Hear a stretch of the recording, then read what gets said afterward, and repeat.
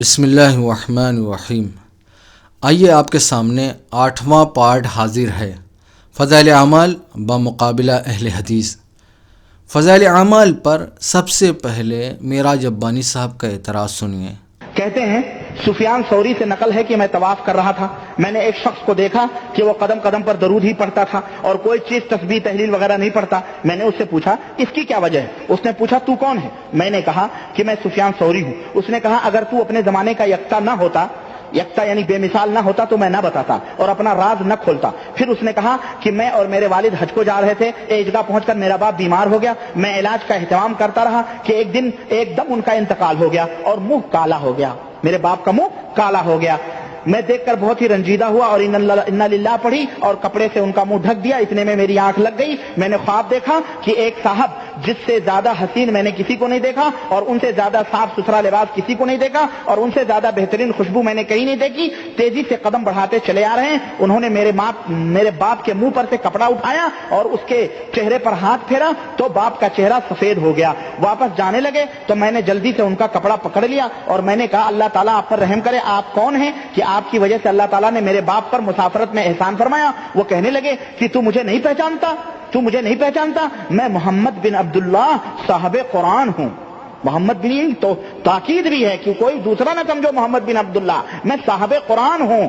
یہ تیرا باپ بڑا گنہگار تھا، یہ تیرا باپ بڑا گنہگار تھا، لیکن مجھ پر کثرت سے درود بھیجتا تھا۔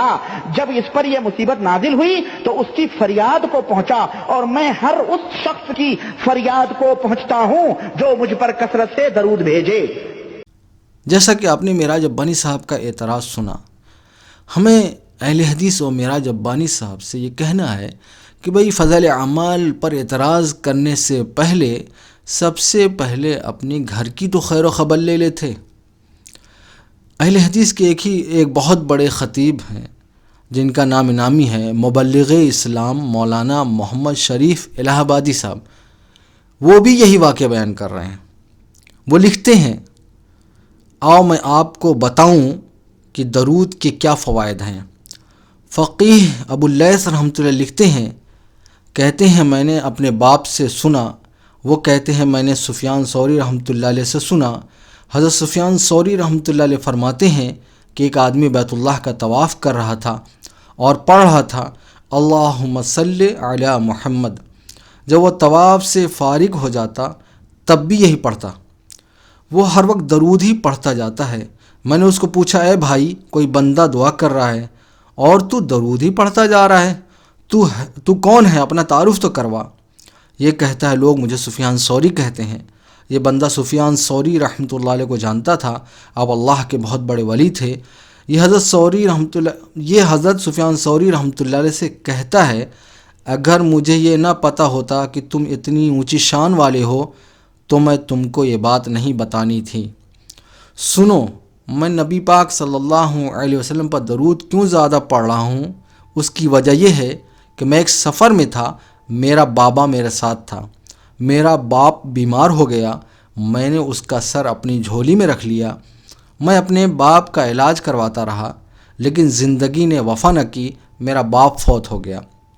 میں نے دیکھا میرے باپ کا منہ سیاہ ہو گیا، یعنی کالا ہو گیا ہے۔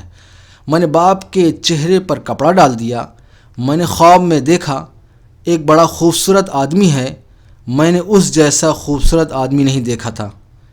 جب میں نے اس کے کپڑے دیکھے تو کپڑے بھی بڑے خوبصورت تھے۔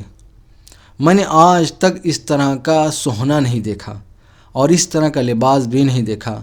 وہ آدمی جو خوبصورت چہرے اور اعلیٰ لباس والے تھا، اس نے میرے باپ کے چہرے پر آ کر ہاتھ پھیرا تو میرے باپ کا چہرہ اس طرح چمکا جیسے آسمان کا چاند چمکتا ہے۔ میں نے کہا اللہ والے تو یہ تو بتا کہ تو کون ہے، اپنا تعارف تو کروا۔ میں تو بڑا پریشان تھا کہ میرے بابا کا چہرہ کالا کیوں ہو گیا ہے۔ یہ کہتا ہے مجھے نہیں جانتا، میں محمد بن عبداللہ ہوں، یعنی محمد صلی اللہ علیہ وسلم، میں اللہ کا سچا نبی ہوں۔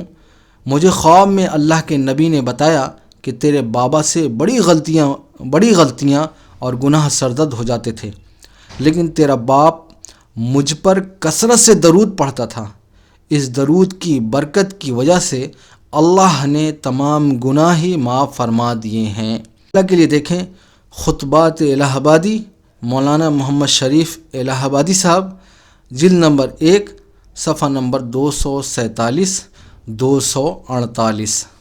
اسی کتاب کے خطبات الہ آبادی کے صفحہ نمبر 7 پر لکھا ہوا ہے، یعنی محمد شریف الہ آبادی کا شمار جماعت اہل حدیث کے صف اول کے علماء میں ہوتا تھا۔